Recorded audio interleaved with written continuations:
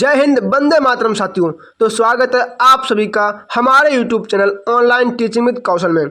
साथियों, जैसा कि आपको पता है कि आरआरबी एनटीपीसी के एग्जाम चल रहे हैं। मैं यहां आपको डेली आरआरबी एनटीपीसी के एग्जाम का शिफ्ट बाय शिफ्ट एनालिसिस करा रहा हूं। साथियों, आप मुझे विश्वास रखिए, ये सभी एक्यूरेट और ऑथेंटिक प्रश्न है जो कि मुझे बच्चे बताते हैं, मैं वही प्रश्न आपके सामने लेके आता हूं। तो साथियों, आप इसमें बिल्कुल भी शक नहीं कि आपको भ्रमित किया जा रहा है कि ये कोई अन्य प्रश्न है, ऐसा बिल्कुल भी नहीं है।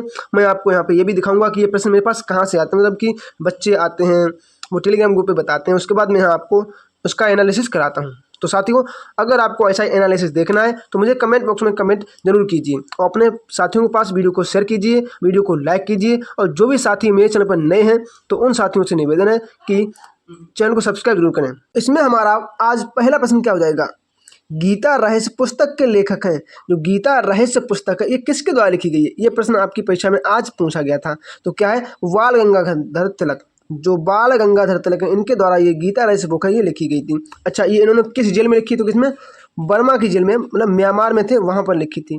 कब, 1908 से 1914 के बीच लिखी थी। ठीक है, यह पुस्तक मराठी भाषा में लिखी गई। अगर आपसे ये पूछा जाए कि गीता रहस्य किस भाषा में लिखी गई है, तो किसमें, मराठी भाषा में लिखी गई है। और इन्होंने एक नारा दिया था, क्या, स्वराज मेरा जन्म सिद्ध अधिकार है और मैं इसे लेकर रहूंगा। ये इनका बहुत फेमस नारा है, तो इसे याद रखें, शायद आपकी जो अगली परीक्षा उसमें आ जाए।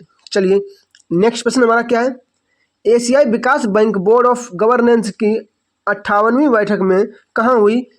ठीक है, चलिए, ये कहाँ हुई, मिलान इटली में हुई।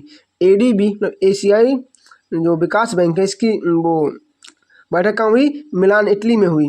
ठीक है, और साथियों इसका प्रतिनिधित्व किसने किया था, भारत की तरफ से। तो किसने किया था, वित्त मंत्री कौन है, अपनी निर्मला सीतारमण जी के द्वारा किया गया था। मतलब कि भारत की तरफ से वित्त मंत्री जी हमारी गई थी इस बैठक में शामिल होने के लिए।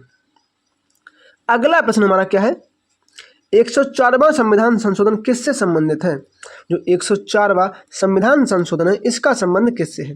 तो साथियों, जो ये संविधान संशोधन कब हुआ, 2020 में हुआ। ये मुख्य रूप से लोकसभा और राज्यसभा मतलब और राज्य विधानसभा में अनुसूचित जातियों और अनुसूचित जनजातियों के आरक्षण के विस्तार से संबंधित है। मतलब कि लोकसभा और राज्य विधानसभा में SC और ST के लिए संबंधित है। ठीक है, यह एंग्लो इंडियन के लोकसभा और राज्यसभा सीटों के आरक्षण से भी संबंधित है। मतलब कि 104 जो संशोधन है इसके माध्यम से एंग्लो इंडियन की जो सीटें होती थी उन्हें भी हटा दिया गया है और SC और ST की सीटों का विस्तार कर दिया गया है। चलिए, इसके बाद अगला पॉइंट हमारा क्या है, क्या किस संविधान संशोधन के द्वारा दिल्ली को राष्ट्रीय राजधानी बनाया गया। कौन सा संविधान संशोधन किया गया था तब दिल्ली को राष्ट्रीय राजधानी के रूप में घोषित किया गया था। तो कब, 69वां संविधान संशोधन 1991। इसने राज्य के लिए एक राज्य विधानसभा और मंत्रिपरिषद बनाई।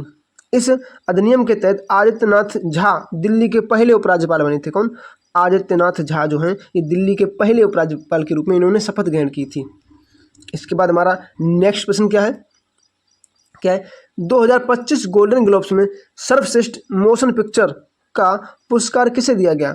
जो गोल्डन ग्लोब्स 2025 हुआ इसमें सर्वश्रेष्ठ मोशन पिक्चर का अवार्ड किस व्यक्ति को, या मतलब किसे दिया गया, तो किसे, एमिलिया पेरेज को ये दिया गया। ठीक है, बहुत इंपॉर्टेंट प्रश्न है ये सभी। जो परीक्षा, देखो जो लोग हमें बताते हैं, मतलब जो बच्चे एग्जाम दे के आते हैं वह हमें टेलीग्राम ग्रुप पे बताते हैं, वही मैं यहाँ आपको बताता हूँ। चलिए, इसके बाद अगला हमारा प्रश्न क्या है, भारत सैन्य सीमा निगरानी बढ़ाने के लिए निजी क्षेत्र की मजबूती भागीदार के साथ इसरो अगले 5 वर्ष में 52 निगरानी उपग्रहों को प्रक्षेपित करने की योजना बना रहा है। इनमें से कितने सैटेलाइट प्राइवेट सेक्टर द्वारा बनाए जाएंगे। तो देखो 52 है, 52 निगरानी के लिए मतलब एक सैटेलाइट बनाए जाएंगे। तो इनमें से आधे का निर्माण मतलब 26, मतलब कि 26 का निर्माण कौन करेगा, निजी कंपनियां, मतलब प्राइवेट कंपनियां इनका निर्माण करेंगी। बचे हुए जो 26 हैं उनका निर्माण इसरो या DRDO के द्वारा करवाएगी अपने। चलिए, अगला क्या है हमारा, नेक्स्ट प्रश्न हमारा क्या हो जाएगा आज का, शारदा सिन्हा को किस भाषा के लिए गायन प्रसिद्ध माना जाता है। मतलब गायन मतलब किस भाषा की गायिका है। तो ये किसकी है, भोजपुरी और मैथिली की गायिका है। भोजपुरी और मैथिली की गायिका हैं, बहुत प्रसिद्ध गायिका हैं ये।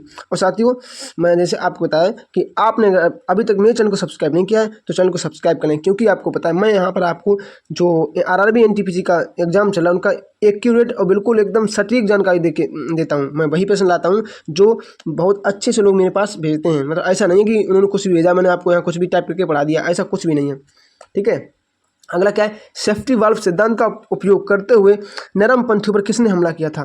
जो सेफ्टी वाल्व है इस सिद्धांत का प्रयोग करते हुए नरम पंथियों पर किसने हमला किया था, तो किसने, लाला लाजपत राय जी ने किया था। लाला लाजपत राय आपके ऑप्शन में था तो लाला लाजपत राय आपको टिक करके आना था। क्या है, लाला लाजपत राय ने 1916 में अपने पेपर यंग इंडिया में सेफ्टी वाल्व का सिद्धांत दिया था। किसमें, यंग इंडिया में। इस सिद्धांत के अनुसार कांग्रेस की स्थापना लोकप्रिय मानी गई थी। चलिए किसमें दिया था, यंग इंडिया में इन्होंने दिया था सेफ्टी वाल्व का सिद्धांत। अगला क्या है, 3 मई 2025 को किस देश में संघीय चुनाव हुआ था। अभी 3 मई 2025 में किस देश में संघीय चुनाव हुआ था, तो किसमें हुआ था, ऑस्ट्रेलिया में हुआ था। ऑप्शन नंबर बी यहाँ पर हमारा राइट आंसर हो जाएगा। उसके बाद हमारा नेक्स्ट प्रश्न क्या है, अगला प्रश्न हमारा क्या हो जाएगा, क्या है, BR अम्बेडकर की 69वीं पुण्यतिथि जिसे महापरिनिर्वाण दिवस के रूप में मनाया जाता है यह किस तारीख को आती है। अच्छा, BR अम्बेडकर जी की जो जयंती मतलब जो पुण्यतिथि है किस दिन मनाई जाती है, तो कब, 6 दिसंबर को मनाई जाती है, जिसे महापरिनिर्वाण दिवस के रूप में जानते हैं। ऑप्शन नंबर बी यहाँ पर हमारा राइट आंसर हो जाएगा। अगला क्या है हमारा, क्या है, अगला हमारा क्या है, अकादमी 2025 किस फोर्स से संबंधित एक संयुक्त राष्ट्र अभ्यास है जो भारत और अफ्रीकी देशों के बीच समुद्री सहयोग को बढ़ाने के लिए आयोजित किया गया है। तो किसकी, देखो समुद्र की बात आई है तो यहाँ क्या हो गई, नेवी हो जाएगी अपनी, नेवी, इंडियन नेवी। तो क्या जाएगी, ऑप्शन नंबर बी हो जाएगा राइट आंसर। साथियों सभी बिल्कुल एक्यूरेट और अच्छे प्रश्न, जो प्रश्न लोग बताते हैं मैं वही प्रश्न टिक लगाता हूँ। क्या है, राष्ट्रीय किसान आयोग की स्थापना किसने की थी। जो राष्ट्रीय किसान आयोग है इसकी स्थापना किसने की थी, तो किसने, MS स्वामीनाथन के द्वारा राष्ट्रीय किसान आयोग की स्थापना की गई थी। चलिए नेक्स्ट प्रश्न आज का हमारा क्या आया था। अच्छा, ये स्थापना कब की गई थी, आपको ये भी तो जान लो, ये कब की गई थी, ये 18 नवंबर 2004, 18 नवंबर 2004 को की गई थी इसके। ठीक है, चलिए नेक्स्ट क्या हमारा, वर्ली किसान आंदोलन किस क्षेत्र से संबंधित था। जो बर्ली किसान आंदोलन है ये कहाँ से संबंधित था, तो कहाँ से, महाराष्ट्र से संबंधित था बर्ली किसान आंदोलन। अगर आपसे ये पूछा जाए कि देखो हाँ कल जो परीक्षा हुई थी उसमें क्या आया था, बर्ली पेंटिंग, आज बर्ली किसान महोत्सव आ गया, तो कहाँ हुआ था, महाराष्ट्र में हुआ था। चलिए अगला क्या है हमारा,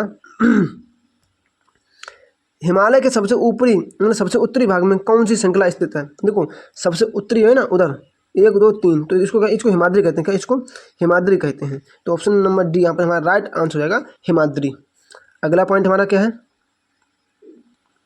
अगला क्या है, निम्नलिखित में से कौन सा अप्रत्यक्ष कर इनकम टैक्स कौन सा, इनडायरेक्ट टैक्स कौन सा है, इनडायरेक्ट टैक्स तो कौन सा है, वस्तु एवं सेवा कर। क्या है, GST है, गुड्स एंड सर्विस टैक्स। अच्छा ये कब लागू हुआ, 1 जुलाई 2017 को लागू हुआ। कौन सा संविधान संशोधन था, तो 101वां। चलिए नेक्स्ट हमारा क्या है, ठुमरी किस राज्य का लोकगीत है, तो ठुमरी किसका, उत्तर प्रदेश का है। ठुमरी उत्तर प्रदेश का मतलब कि लोकगीत है। और साथियों आप ये चीज़ देख लें कि लोकगीतों से भी प्रश्न आ रहे हैं, तो थोड़े बहुत लोकगीत अगर आपकी परीक्षा आज या कल में है तो लोकगीतों को जरूर देख लें और कंप्यूटर को तो बहुत अच्छे ढंग से देख के जाएं। अगला क्या है हमारा, चंद्रगुप्त द्वितीय के बाद गुप्त साम्राज्य का शासन किसने संभाला था। तो देखो जो चंद्रगुप्त द्वितीय विक्रमादित्य हैं इनके बाद जो गुप्त समाज का वो साम्राज्य है वह किसने, कुमारगुप्त के द्वारा संभाला गया था। अच्छा कुमारगुप्त ने क्या किया था, नालंदा विश्वविद्यालय की स्थापना कुमारगुप्त ने की थी।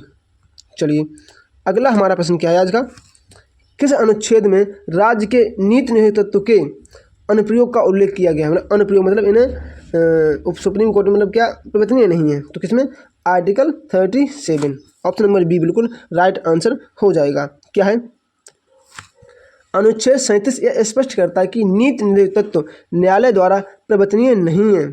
ठीक है, आपको ये याद रखना है। चलिए नेक्स्ट क्या है हमारा, शक शासक जिन्हें सिथियन कहा जाता है ये किस क्षेत्र से आते थे, तो ये कहाँ से, ये मिडिल एशिया से है। कहाँ, ये मिडिल एशिया से इंडिया में आए थे, तो ऑप्शन नंबर सी यहाँ पे राइट आंसर हो जाएगा, मध्य एशिया। अब इसके बाद अगला प्रश्न हमारा क्या है,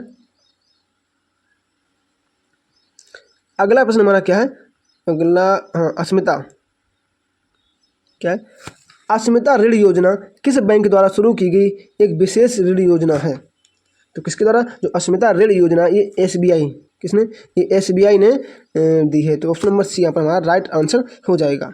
इसके बाद हमारा अगला पॉइंट क्या है, क्या है, कंप्यूटर में किस सुविधा के माध्यम से बार बार किसी एप्लीकेशन की एक ही फाइल को जल्दी और आसानी से एक्सेस या क्रिएट किया जा सकता है। कंप्यूटर में किस सुविधा के माध्यम से बार बार किसी एप्लीकेशन की एक ही फाइल को जल्दी और आसानी से एक्सेस या क्रिएट किया जा सकता है, बताइए। तो साथियों इसका आंसर क्या जाएगा, quick access. Option number D बिल्कुल राइट आंसर हो जाएगा। क्या, क्विक एक्सेस हमारा बिल्कुल सही आंसर हो जाएगा। अगला क्या है हमारा प्रश्न नंबर नेक्स्ट क्या हो जाएगा, MS ऑफिस 365 में किसी टेक्स्ट फिजिकल फॉर्मेटिंग जैसे बोल्ड, इटैलिक, अंडरलाइन आदि को हटाने के लिए कौन सी कीबोर्ड शॉर्टकट कुंजी का प्रयोग करते हैं। तो किसका, कंट्रोल प्लस स्पेस बार का प्रयोग करते हैं। ऑप्शन नंबर सी यहाँ पर हमारा राइट आंसर हो जाएगा। अगला क्या है हमारा प्रश्न, स्मार्ट सिटी मिशन के अंतर्गत केंद्र सरकार ने कुल कितनी राशि आवंटित की थी। जो स्मार्ट सिटी मिशन है इसके अंतर्गत केंद्र सरकार ने कुल कितनी राशि आवंटित की थी। ये क्वेश्चन शायद मैंने इसका आंसर नहीं निकाला है, तो चलिए मैं अभी आपको इसका आंसर लास्ट में बता दूंगा, ठीक है। तो इसका आंसर क्या हो जाएगा,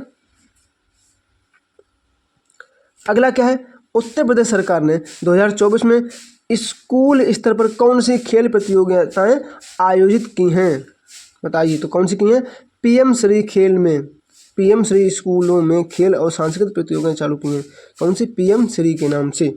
चलिए अगला क्या है हमारा नेक्स्ट प्रश्न क्या हो जाएगा, भारत की जनसंख्या 2036 तक कितनी हो जाएगी। भारत की जनसंख्या 2036 तक कितनी हो जाएगी, तो कितनी हो जाएगी, 152 करोड़ तक पहुंचने का अनुमान है 2036 तक। बहुत तेज जनसंख्या बढ़ रही है। अगला क्या है हमारा, भारतीय संविधान का कौन सा अनुच्छेद समान न्याय और निःशुल्क कानूनी सहायता के लिए संबंधित है। इसमें आर्टिकल 39A बिल्कुल राइट आंसर हो जाएगा। अगला क्या है हमारा आज का प्रश्न, P चिदम्बर पिल्लई, ठीक है, भारत के स्वतंत्रता सेनानी थे, किस क्षेत्र से संबंधित थे।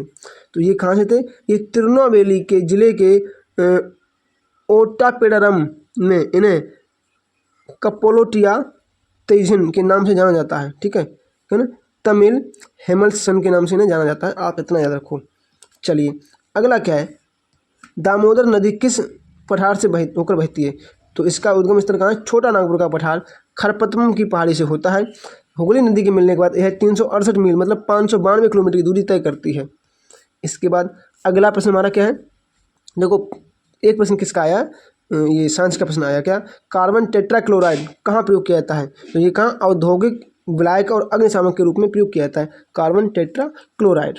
चलिए अगला क्या है आज का हमारा, मोहनजोदड़ो में एक साफ सुथरी दाढ़ी वाले व्यक्ति की मूर्ति बनाई गई थी, ये किस सामग्री से बनी थी। तो किसकी मूर्तियाँ तांबे टिन को मिलाकर कांसे की बनी थी, किसकी, कांसे की बनी थी। तो साथियों आपको एनालिसिस कैसा लगा मुझे मेरे कमेंट बॉक्स में कमेंट करके जरूर बताएं, और आप बताएं कि आज का ये वीडियो आपको कैसा लगा है। साथियों अगर आपने अभी तक वीडियो को लाइक नहीं किया है तो वीडियो को लाइक कर दें, चैनल को सब्सक्राइब कर दें, ताकि जो अभी आज का ही मतलब जो अगला कल आएगा ना, कल का फर्स्ट शिफ्ट का जो एग्जाम का एनालिसिस मैं सबसे पहले आपके पास पहुँचा सकूँ। तो